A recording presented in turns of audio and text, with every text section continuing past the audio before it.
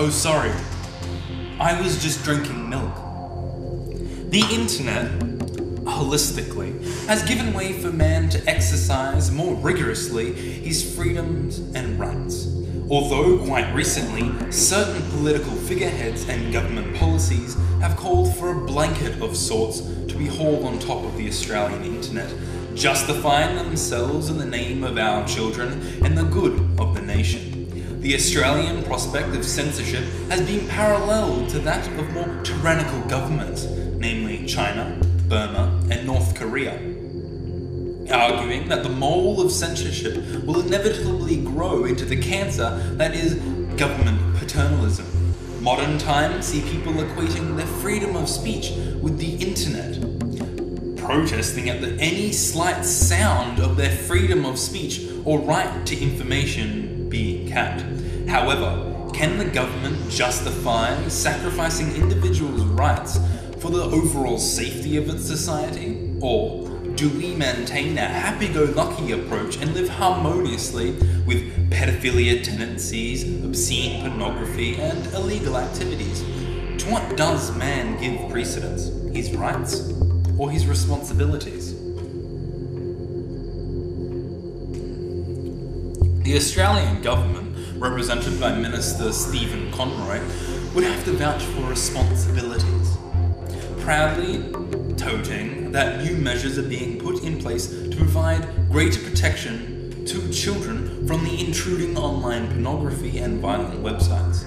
He says, Labour makes no apologies to those that argue that any regulation of the internet is like going down the Chinese road. If people equate freedom of speech with watching child pornography, then the Rudd Labour government would have to disagree.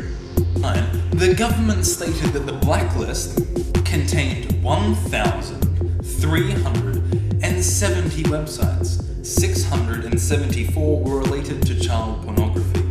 It seems when discussing the security of the state and the nation's welfare, the government has their justification.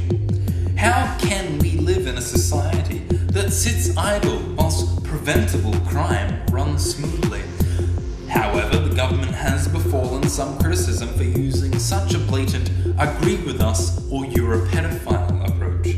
Senator Helen Coonan elaborates on the government's proposition and action plan to the youth and the internet. The government has a three-pronged approach. We legislate, we regulate, and we educate to protect all Australians, and particularly young Australians, from inadvertent dangers of the internet.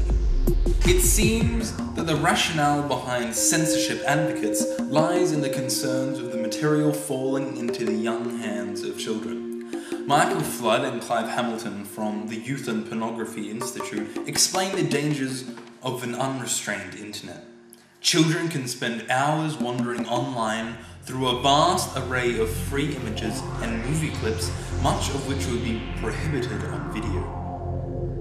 Although the initiative is intended and marketed as a tool to help protect children from the dangers of the internet, this paternalistic scheme raises some troubling issues in relation to freedom of speech that affects all Australians, young and old. The internet is about discussions, considered a refuge for opinion, a location where people can unite for a common cause, be that offensive or provocative without fear of repercussions.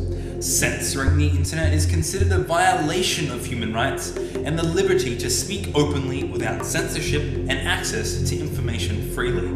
An oppositional human rights proponents group has started to challenge the jurisdiction of government and has challenged them on the premise of universal human rights. The heading, quote, when entering their website reads, "It is not the function of the government to keep the citizen from falling into error.